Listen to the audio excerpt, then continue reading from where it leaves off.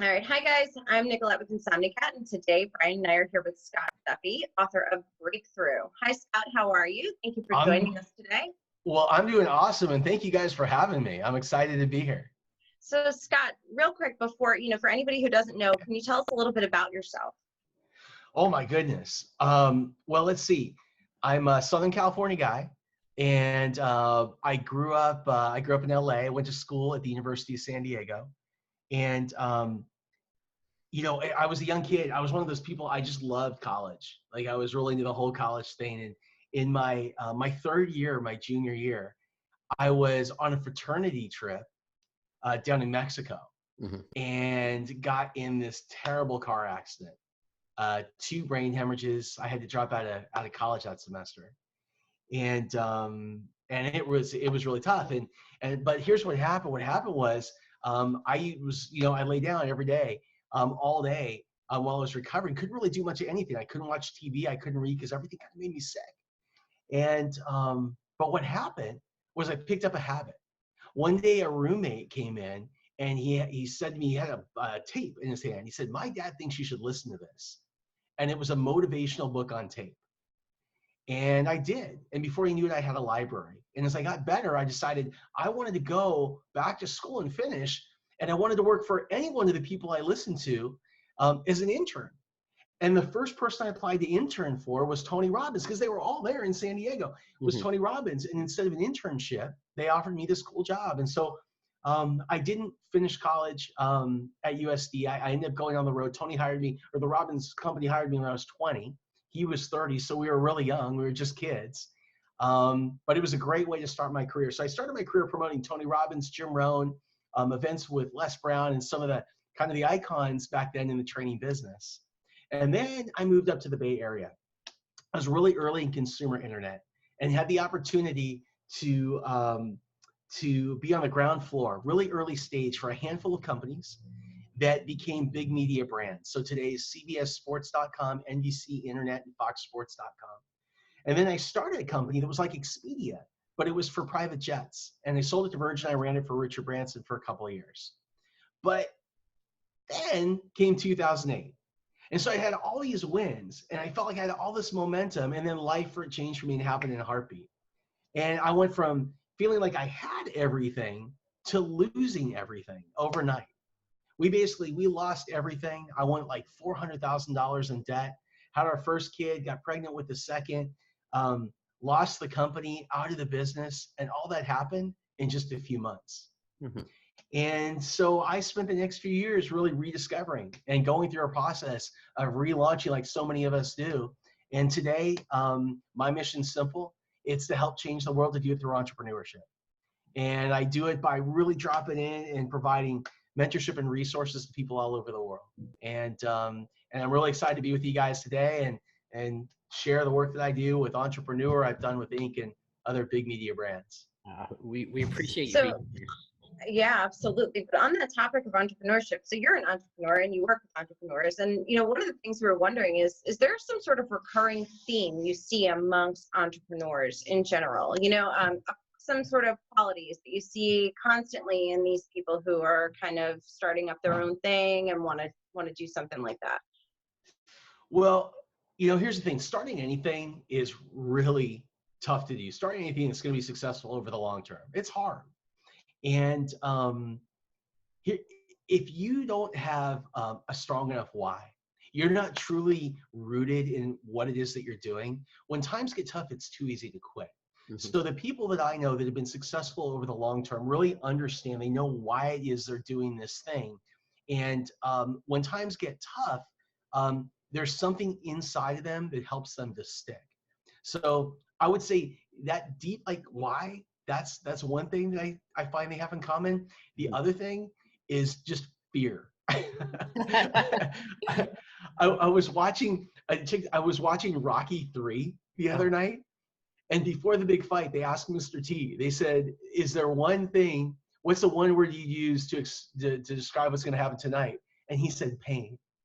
And the thing is, for entrepreneurs, the ups and downs that we go through every single day, like you wake up in the morning and you look at your phone and that big deal you've been trying to close for months, it comes through. Mhm. And then an hour later, you get a text that fell out. Mhm. And then the big hire you want to make signs on. And then a couple hours later, he went to your biggest competitor. And then you get him back. And so as entrepreneurs, what we really need to become great at is learning out how to smooth out these highs and lows Mhm. and really understand how to manage the ups and downs of entrepreneurship to get through them easier. And I think that when we do that, that's when we're really able to not only make great things happen, but sustain success in the long term for our companies. Absolutely. We talk a lot. We see a lot of that. And, we actually, I think we did a video in a while. It's, fall down 7 times, get up 8. And we see that so much with entrepreneurs because it's just the resiliency in it that helps them get through the day. Well, it is. And so I think that resiliency is a great word. I think I kind of have a different perspective on some of this stuff. I think that the last, 5, 6, 7 years, the majority, like the noise out there is all about what I call hustle porn. Mhm. It's all about, and you get addicted to it. It's like, you got to hustle more. You got to work harder, right? You got to stay up later. You got to crush it more. You got to all that kind of stuff. Here's the thing. I think that success is deeply rooted in a different word, and that word is love. I think you got to start as an entrepreneur by loving yourself. You have got to love what you do. You have got to love your customer. You got to fall in love with the process. And when you do, that's when beauty happens. And that, because the other way, what happens is people end up wiped out, burned out, spent out, and out of their company. Mhm. And so I think that what we need to see is, I think we need to see a shift in the way we're talking to entrepreneurs, the way as entrepreneurs, we look at this process. And I tell you, when I was up in the Bay Area, it was a badge of honor that I think a lot of people had to work longer than anyone else, sleep under their desk, and make themselves sick. Yeah. And today, years later, I'm Isn't that finding a lot of insane? I mean, that's absolutely insane. But it's like, I must be great because I'm killing myself. Because I live in Yeah. the company's office, right? Yeah, but what's happened is, looking back, a lot of those people that I knew where that was the mentality are sick today. Mhm. You can't outrun it. You can't outrun, a certain lifestyle. So I don't know. I just feel that the start and finish for all business needs to be that one word, love. And I think love in business is kind of like, it's like peanut butter. It's like the perfect compliment, to Which building you great never stuff. hear. I mean, you never hear that. When do we ever hear? When do we ever talk about love and business in the same sentence? I mean, I know. Well, Yeah. we say that we have a couple of clients we love. I would say we do. we do love some of our clients. We do. Yeah. But That's and awesome. and you're giving some really good advice. But if you had to kind of sum up some advice for those getting started, what would be the one thing you want everybody to kind of take with them as they go on this journey? Well, I think the biggest mistake that entrepreneurs make is they focus on too many things at once. Mhm. And I call this hammers and nails syndrome. And here's what I mean. Let's say give you one hammer and one nail. And your job's simple. All you have to do is bring that hammer back and drive that nail into a piece of wood. Like, really nail that one business. Now, the odds are you're going to miss the first, the second, the third time, but eventually I'd bet on you. Eventually, I'm going to bet that you're going to nail it. So let's say give you 2 hammers and 2 nails. You got a problem. Who's going to hold the nails, right? Let's say you find somebody crazy enough to hold the nails. You did it right. You got to bring both hammers back at the same time and strike at the same time. Think about how hard that is. Yeah. And the odds are you may miss the first, second, third time. You may never get it right. Let's say I give you 10 hammers and 10 nails. You get the point. Mm-hmm. You see, the biggest mistake that entrepreneurs make is they focus on too many things at once. So what I say is this: don't focus on everything. Focus on one thing. Really nail that one thing, and then move on to the next. Do you think it's because so many entrepreneurs are trying to, some of them chasing dollars, right? Chasing like, oh, if I see money over here, an opportunity over here, they're being too opportunistic versus following, like you said, their passion or their dream, or really what they're in love with it about their business or why they started even. Well, I think it's a couple reasons. One, I think that when people start, they typically think that more is better. Having more features, more benefits, bigger size thing, that's better. To me, more means more complexity, more risk of failure, more heartburn, more sleep, like more, I don't like more, right? Less, what we want is we want less, right? We want to focus on one thing, right? Do one thing really well. I think the other thing is many entrepreneurs think that the more things that they throw against the wall, the better the odds that one of those things sticks. Mm-hmm. But I can tell you, the more you throw against the wall, the less likely you are that any of those things stick, right? Because you're dividing your energy. So, I'll tell you, I have a friend, actually worked with this person when I started with Tony Robbins. So 30 years ago, long time ago. And I ran into him a few years ago and I hadn't seen him in years. So I'm like, what are you up to? And he said, I just closed a deal today. I got $2 million to start a new business. And I said, that's awesome. I said, what space? And it was like the health and fitness space. Mm-hmm. I said, that's really great. And so we like high-fived and, hugged and didn't see him for a year. Mm-hmm. A year later, I run into him in Del Mar and I'm like, how you doing? He's like, you're not gonna believe this. He said, I just left my attorney's office. We're filing for bankruptcy. And I said, bankruptcy? How is that possible? Mm-hmm. Last time I saw you, you had just gotten $2 million. He said, Scott, here's what happened. He said, when we started our business, we were focused on doing one thing, solving one problem for one target customer. Mm-hmm. And we were really focused and we were really lean. But as soon as the money came in, every single day, someone on our team came in with another shiny object, another great idea. Mm-hmm. So we kept building and building and building and building till eventually we ran out of cash. And he said, and when we finally pushed things out, what we found is that 95% of our traffic and our customers went to 5% of our website. Mm-hmm. And he said the 5% was the original product that we were going to build. And so again, what I say is don't focus on everything, focus on one thing, do it well and move on to the next. And the last thing is you got to mitigate your risk. I used to think that, the most important job of an entrepreneur had something to do with like leadership or sales or visioning or training or whatever. No, the number one job of an entrepreneur has absolutely nothing to do with business. Mm-hmm. The number one job of an entrepreneur is learning how to protect yourself financially. So if things don't work out as planned, they take longer than planned, they go sideways, you're protected and can bounce right back. So, well, how do you do that? So how do you protect yourself like that? I mean, or do you have any suggestions? Sure. Well, so it's really simple. The way that you protect there's several different things to do, but kind of in the context of what we're discussing, one way to protect yourself is to focus on one thing at a time, mm-hmm. right? That's number one. Number two, make small bets. Don't bet the farm. Build something, put it out there quickly, launch fast, launch early, launch often. We've heard this. Mm-hmm. Get feedback from the market, and then decide what to do next. If it doesn't work, kill it. If it works, invest more into it, right? Yep. The next thing is, to protect yourself, you have got to get really clear upfront on how much you're willing to lose, how much money and how much time. And let's talk about the money first. Mm-hmm. On the money side, say you're starting this thing, okay? You put together a little financial plan and you say, this is where my income's coming from. This is when my expenses, then this is when I can start making enough cash for it to pay for itself. This is how much money I'm going to have to put into it. Let's say that that's, $1,000. Okay. So you decide you're going to put $1,000 in. The most important thing for you to do is open up a business checking account that day and move the $1,000 out of your personal account into your business checking.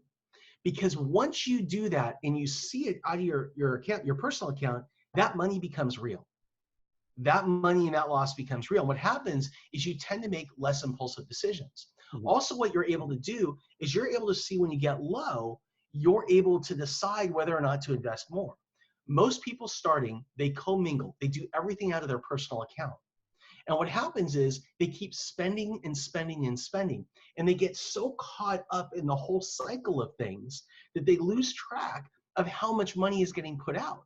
Until one day they get a bill that comes And they see that what's happening is they're out of money, and they're not just out of money on the business account, it's the personal accounts. They can't even pay their mortgage anymore. So again, protect yourself. I'd say number one, go start a separate account and put the money into it. If the money is going to come from your monthly paycheck, do a direct deposit into that account every month. If it's coming from your IRA, cash it out today and put all the money in there that you're willing to risk. That's number one. Number two, focus on one thing at a time. Number three, make small bets. If it doesn't work, kill it. If it does work, invest more in it. Now, you talked a little bit about, that guy that, your friend who got the $2 million. How important is, going out and getting investors? And actually, the second part to that is how important is networking to get investors? Well, I used to think that the success in life was the result of working harder than everybody else. Mm-hmm. And what I've learned is there are a lot of people out there that are willing to work just as hard, if not harder, than anything you could ever imagine. If you think your competition is the person next door, you are living on the wrong planet. Your biggest competitor is the person on the other side of the world today that's seen for the first time that what you have. And the things that you consider your worst day and your worst thing are the things that they dream of most. Mm-hmm. That's the person I'd be afraid of, right, as a competitor. So, I think that, but that is, from a competition standpoint, that's where things start. So how important, what I had asked was how important is financing, right? Financing. So depending on, some people bootstrap their businesses, right? Which is a great way to do it. Like we were talking about, you're taking it out of your own, you're bootstrapping. And then what if you have a bigger idea where you need to go out and get investors and networking? How important does that become, the networking piece? Well, right. So it's not just about the hard work that we were talking about. Yes. It's about your network. It's about the people that you know. I think if I were to look back at myself when I was a young kid and I got to tell myself something, some advice, it would be spend more time with people and spend more time networking and spend more time out of the office. That would be the number one piece of advice that I would give myself. That's how important it is. But I think it's important for people that are raising capital to understand a couple things. First of all, when you look out there and you read the trades, you look at stuff out of Silicon Valley, whatever, it looks like everybody in the world is getting funded except for you. Right. Yeah. And it's really depressing. You see these big funding numbers too sometimes for startups. It's crazy. More money is being spent. Okay. So here's the thing. Less than a third of companies in the United States will ever get any kind of funding or get any kind of lending. Mm-hmm. The average business that raises capital has been in business for a minimum of 3 years in the United States. Mm-hmm. It's also important to know that, if you think that you're getting too old to start a company, or you passed your window for like starting a company and really making money, in the United States, the average entrepreneur that makes $1 million and keeps it. So this factors in people that made money and they lost it all. Right. The average entrepreneur that makes $1 million and keeps it, $1 million or more, starts their company at 41 years old. Yeah. So it's important to know. And today the numbers are actually trending up. And so I was reading just last week that there was one report that said that person actually starts at 45 years old. Wow. Yeah. Yeah, correct me if I'm wrong, or maybe Henry Ford, right, was 38 when he started Ford Motor Company, wasn't he? He was around. Wouldn't surprise me. Yeah, it wouldn't surprise me. Yeah, well, what an amazing guy. Yeah. Well, Scott, thank you for joining us today. Where can the listeners and people watching this find out more about you? Well, I'd love to meet you. I'd love to talk to you. Hit me up at Scott Duffy Media. At Scott Duffy Media across all the social channels, Instagram, Facebook, YouTube, wherever you go. So at Scott Duffy Media, or you can come over to my website at scottduffy.com. And I really look forward to meeting you and talk to you. Hit me up with a DM and tell me what you're up to, how I can help. Scott, don't forget about your book. Yes. Yeah. Scott's got a book, Breakthrough, so you can check that out too. Thank you. And pick up my book, Breakthrough, published by Entrepreneur Magazine, Entrepreneur Media. It is, if you are an entrepreneur that wants to take an idea to market, it is the perfect place to start. If you want to grow and scale your company, it's got all the information in there that you need to do that. If you want to position yourself and understand how to sell, you'll find that is there as well. So starting a company, growing and scaling it, and position it to sell. Well, once again, Scott, thank you. Thank you for joining us today. Thanks, you guys. Have a Take good one. care. Thank you.